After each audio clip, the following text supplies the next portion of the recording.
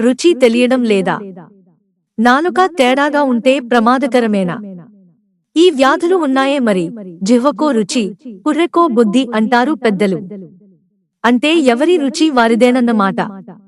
వాస్తవానికి ఆహారం లేకుండా మన జీవితం ఎక్కువ కాలం ఉండదు. కాని ప్రతి ఒక్కరూ సజీవంగా ఉండటానికి ఆహారం తీసుకోరు. బదులుగా వారు ఆహారంలో మంచి రుచిని కోరుకుంటారు. దాని బాధ్యత మన నాలుకపై ఉంటుంది. నాలుక రుచికి తగినట్లుగా ఆహారాన్ని తీసుకుంటారు. మన నాలుక కోరుకున్న దాన్ని బట్టి ఆహార ఎంపికలు ఉంటాయి. అయితే అకస్మాత్తుగా నాలుక రుచి మందగించినా, లేకపోతే రుచి కోల్పోయినా ప్రమాదకరం. ఎందుకంటే నాలుక రుచిని కోల్పోవడం అనేది అనేక తీవ్రమైన వ్యాధుల లక్షణం. వాస్తవానికి మనం అనారోగ్యంతో ఉన్నప్పుడు మన నాలుక రుచి, రంగు కూడా మారుతుంది.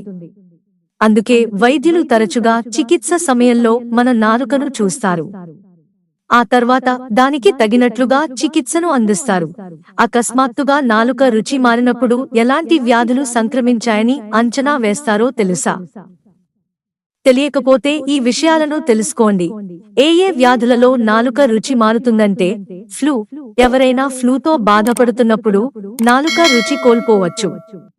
ఇది సాధారణ శారీరక సమస్య, కానీ కొన్ని సందర్భాల్లో ఇది వ్యాధి లక్షణం కూడా కావచ్చు.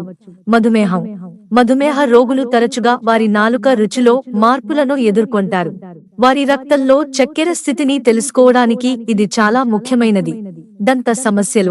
దంత సమస్యలు కూడా నాలుక రుచిని ప్రభావితం చేస్తాయి. చిగురువాపు, కుహరం, నోటిని శుభ్రంగా ఉంచుకోకపోవడం వల్ల ఇలాంటి సమస్యలు తలెత్తడం సర్వసాధారణం. నరాల సమస్యలు, పార్కిన్సన్స్ వ్యాధి, అల్జీమర్స్ లేదా మల్టిపుల్ స్క్లెరోసిస్ వంటి అనేక నాడీ సంబంధిత వ్యాధులు నాలుక రుచిలో మార్పులను కలిగిస్తాయి. దగ్గు, జలుబు సమయంలో నాలుక రుచిని కోల్పోవచ్చు. ఎందుకంటే ఇది ముక్కుకు అడ్డుపడటం వలన మన రుచిని నిర్ణయించడానికి ముక్కు కూడా బాధ్యత వహిస్తుంది. మిత్రులారా, ఛానల్ సబ్స్క్రైబ్ చేసుకోవడం మర్చిపోకండి. ధన్యవాదాలు.